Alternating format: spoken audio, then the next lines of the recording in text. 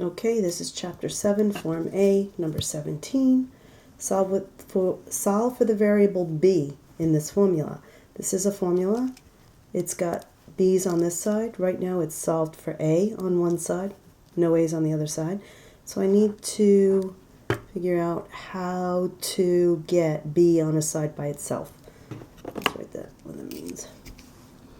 We have to get b on a side by itself. That's what it means to solve for b. So first things first, fraction. Let's clear the fraction in this equation by multiplying by the least common multiple of the denominators on both sides. Clearly that is c plus bd, which will cancel it on that side, but what I do to one side, I have to do to the other, c plus bd. So I just multiplied by the least common multiple on both sides.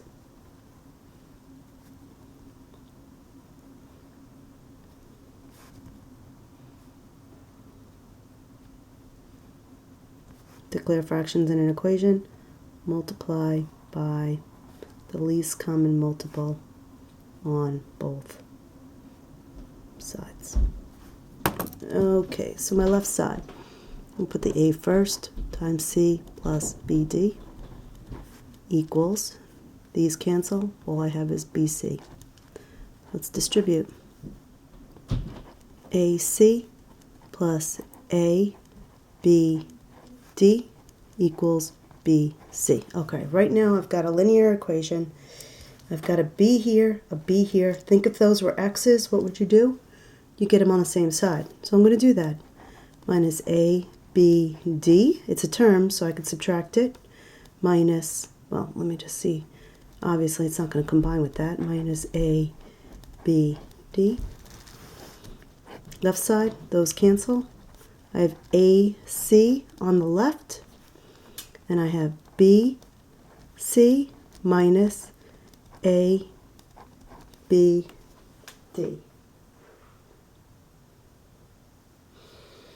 Okay, now that we know a little bit more about factoring, I'm hoping you can see that these two terms have a B in it. Pull it out and write down what's left. That was the point of that. We do this when we divide. C minus AD. How do we solve for B? Well, B is being multiplied by this term. Multiplied by this factor. So I'm going to divide by that factor. It looks funny, but those two are going to cancel. What I do to one side, I have to do to the other side. Nothing's going to cancel over there. Don't make that. These two things are subtracted. The a's are not canceling. If this had an a in it also, we'd be able to pull it out and cancel it, but we're not doing that. So it ends up on the left side, which is what our objective was. B is on a side by itself. All we need to do is write down what the left side is. That's it. So our goal here was to first clear the fractions, multiply by the least common denominator, and then we need to solve for D. Get B on a side by itself. I looked at terms, put the B's on the same side, factored out a B, and divided by what was multiplied by B to get us B all by itself. Number 18. Number 18. Consider the formula T equals R times P plus 7 divided by P. Find P if T equals 36 and R equals 8. Find P. There's three variables, T, R, and P. I'm going to give you T, I'm going to give you R, and you need to find P. We can do the same thing we did on the other problem. Multiply by P on both sides, get the P terms on one side, factor out the P, divide by what it's multiplied by. and then plug in the 36 and 8, or we could just go ahead and throw in the 36 and 8.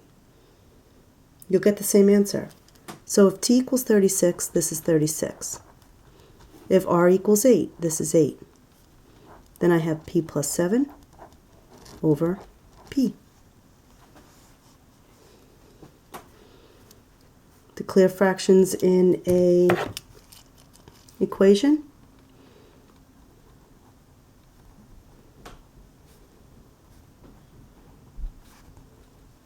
Multiply by the least common multiple on both sides. Multiply by p, multiply by p. Look at it as p over 1. The left-hand side is 36p equals, the p and the p cancel, 8p plus 7. So that's the same thing as if I cross-multiplied. Cross-multiply is a shortcut for ratios. Fraction equals a fraction. That's why it works here. But this will always work. Will always work. Do the same thing I did before. 36p equals 8p plus 56. Get the p terms on one side. Now, I can do this because they're both numbers, but before I couldn't. 36 minus 8p, 36 minus 8 is 28. That's positive, equals 56. And it ends up that 28 cancels. P equals, that reduces to 2. Okay, let's just, before I square that, let's check it. Let's just check this quick, so not be that bad. 36 equals r was 8. P I think is 2. And p on the bottom. So let's see, 36 equals 8 times 9 over 2. I can actually, these two reduce to 4. And I get 36 equals 4 times 9 is in fact 36. So now I am convinced that p equals 2. That's it.